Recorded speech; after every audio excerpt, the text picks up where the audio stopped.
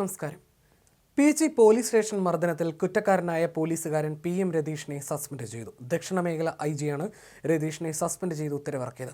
PGSA ആയിരിക്കുമ്പോഴാണ് Ratheesh hotel ജീവനക്കാരെ മർദ്ദിച്ചത്. അന്വേഷണം നേരിടുമ്പോഴും സ്ഥാനക്കയറ്റം രതീഷിന് നൽകിയിരുന്നു.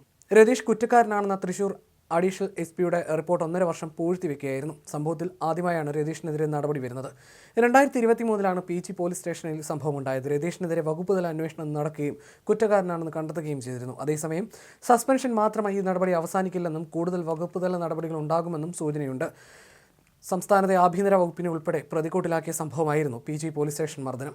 പട്ടിക്കാട് ലാലീസ് ഹോട്ടൽ ഉടമ KP ഔസേപ്പിനെയും മകനെയും PG പോലീസ് സ്റ്റേഷനിലെ ഉദ്യോഗസ്ഥർ മർദ്ദിക്കുന്ന ദൃശ്യങ്ങൾ പുറത്തു വന്നതോടെയാണ് സംഭവം ഏറെ വിവാദമായത്.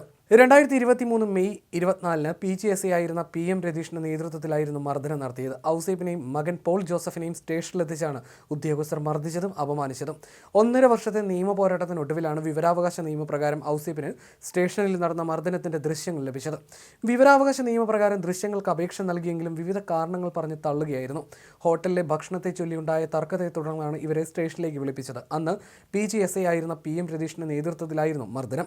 മർദ്ദന ദൃശ്യത്തിന് വേണ്ടി വിവരാവകാശ നിയമപ്രകാരം അപേക്ഷ നൽകിയെങ്കിലും പോലീസ് ആദ്യഘട്ടത്തിൽ തള്ളുകയായിരുന്നു. ഒടുവിൽ മനുഷ്യാവകാശ കമ്മീഷൻ ഇടപെട്ടതോടെയാണ് ദൃശ്യങ്ങൾ ലഭിച്ചത്.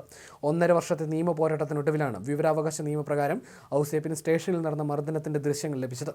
വിവരാവകാശ അപേക്ഷയ്ക്ക് തുടക്കത്തിൽ വിവിധ കാരണങ്ങൾ പറഞ്ഞായിരുന്നു അപേക്ഷ തള്ളിയത്. അതേസമയം മർദ്ദനത്തിന്റെ ദൃശ്യങ്ങൾ പുറത്തു വന്നിട്ടും കുറ്റക്കാർക്കെതിരെ നടപടിയെടുക്കാത്തത് പ്രതിപക്ഷം ഉൾപ്പെടെ ആയുധമാക്കിയിരുന്നു.